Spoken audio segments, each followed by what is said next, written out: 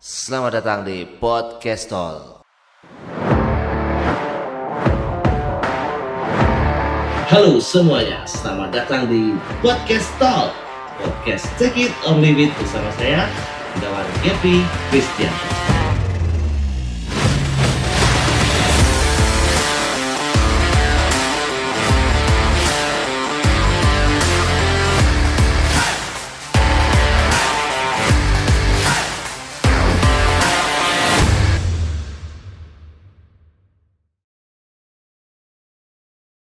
Saya pengen cerita sedikit sih tentang kemarin tanggal 18 kemarin saya diundang ke mana?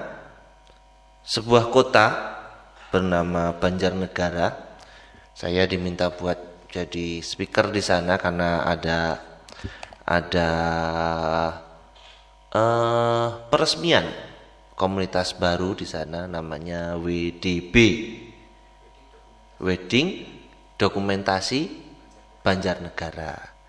Kemudian saya sempat motret di sana, satu kapal gitu, sempat motret terus habis itu baru ya bukan workshop sih sebenarnya, lebih ke sharing. Saya banyak ngomongin tentang apa yang sudah saya kerjakan sih. Jadi bukan teori-teori yang mungkin belum saya kerjakan, tapi lebih ke apa yang udah saya lakukan selama hampir 13 tahun terakhir gitu. Nah, ada sesuatu yang menarik dari pengalaman saya di Banjarnegara kemarin bahwa ketika saya mau memotret, saya nunggu giliran nih karena teman-teman yang lain sedang motret bareng-bareng, hunting lah gitu. Yang membuat saya menarik adalah model itu dipost di satu titik, ya dengan pose yang sedemikian rupa. Yang membuat saya menarik adalah dari sekian banyak fotografer yang ada memotret si kapal itu.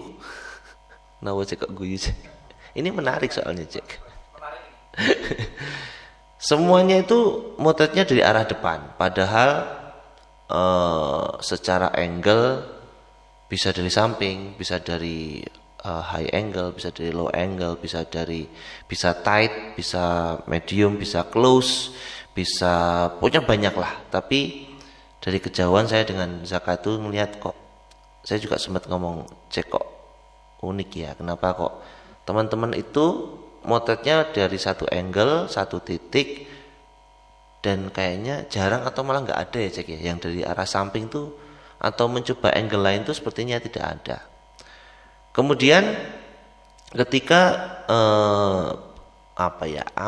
pengamatan atau pas saya ngeliat itu, pengalaman saya ngeliat teman-teman motret itu saya bawa ke workshop, ke waktu saya sharing, saya nanya kenapa kok teman-teman lebih tidak ada yang explore gitu, tidak ada yang explore untuk satu kapal di titik itu, oke lah, misalnya dari panitia nggak ngebolehin si kapal buat jalan-jalan kemana-mana cuma di titik itu, boleh, oke siap, nggak masalah. Cuman masalahnya adalah bukan masalah sebenarnya sih, cuman yang saya pertanyakan adalah kenapa teman-teman itu hanya bertahan di satu titik aja. Dan ketika saya melihat itu tuh saya udah bisa membayangkan nanti fotonya seperti apa, yang mungkin aman, cukup aman, atau bahkan sangat-sangat aman. Untuk make up aman, untuk gaun aman, untuk pose aman, untuk postingan aman, untuk dicetak besar aman gitu. Apakah masalah? Tidak sama sekali. Cuman yang saya herankan adalah kenapa tidak ada teman-teman yang mencoba untuk mencari angle yang lain gitu. Nah, waktu itu sih saya mencoba nyari angle yang lain, cara memotret yang lain, sehingga saya pengen ngasih ke referensi ke teman-teman bahwa ini loh guys, ada cara motret yang seperti ini. Ini loh guys, dari satu titik tempat motret yang sama, model yang sama, pose yang sama, kita bisa mendapatkan hasil yang lain dari angle yang berbeda. Jadi bukan cuma satu angle dari depan doang, kemudian ya udah terus hasilnya ya cuma gitu-gitu aja gitu.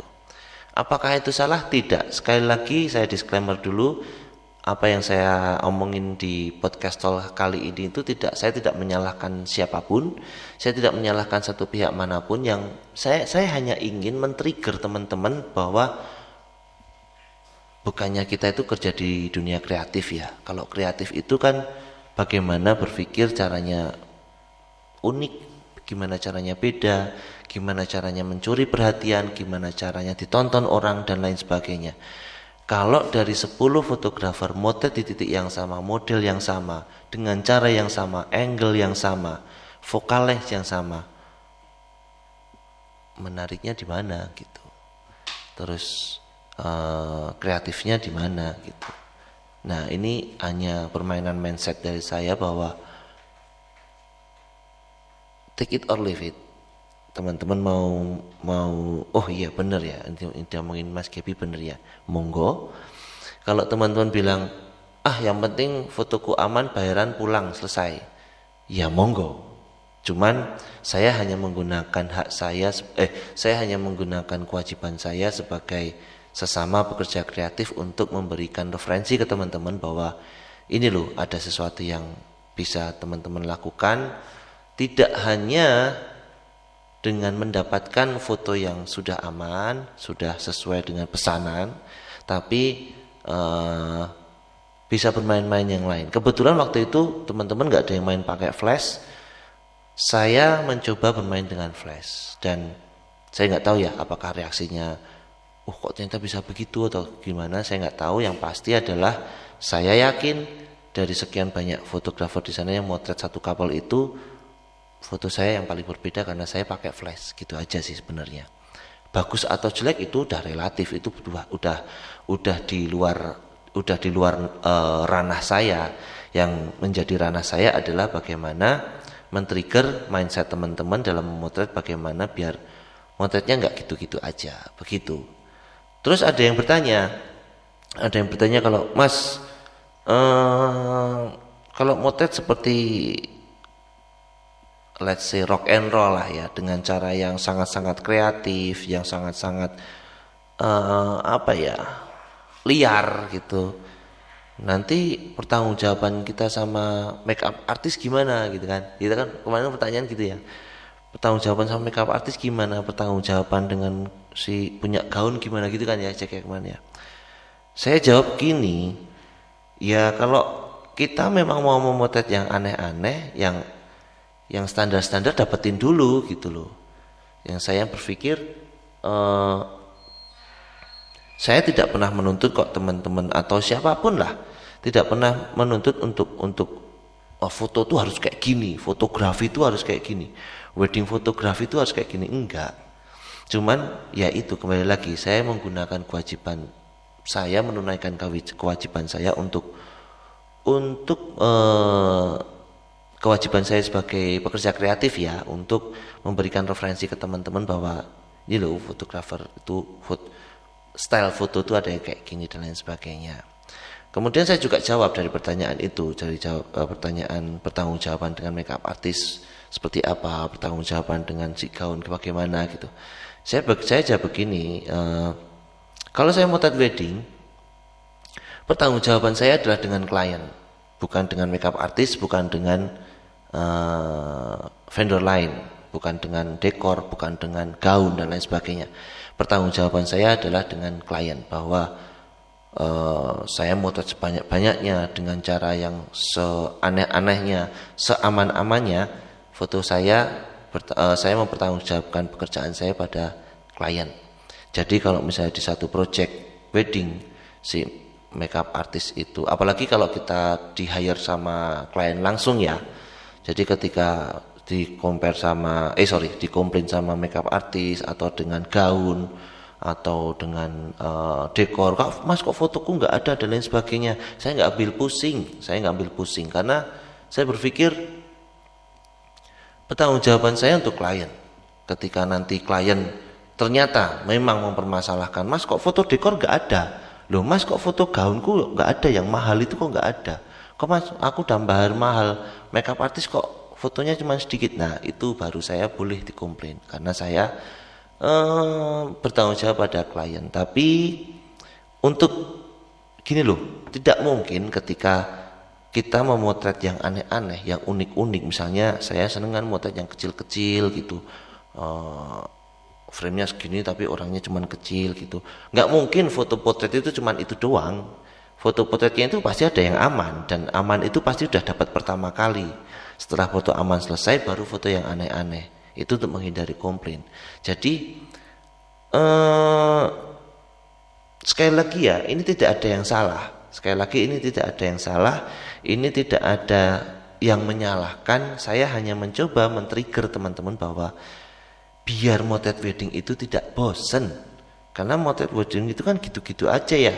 Habis prepare, habis akad ganti baju, habis ganti baju resepsi, atau kadang panggih dulu kalau misalnya budaya Jawa, atau habis itu resepsi, habis resepsi selesai pose, habis pose, kan gitu doang setiap minggu, setiap wedding seperti itu.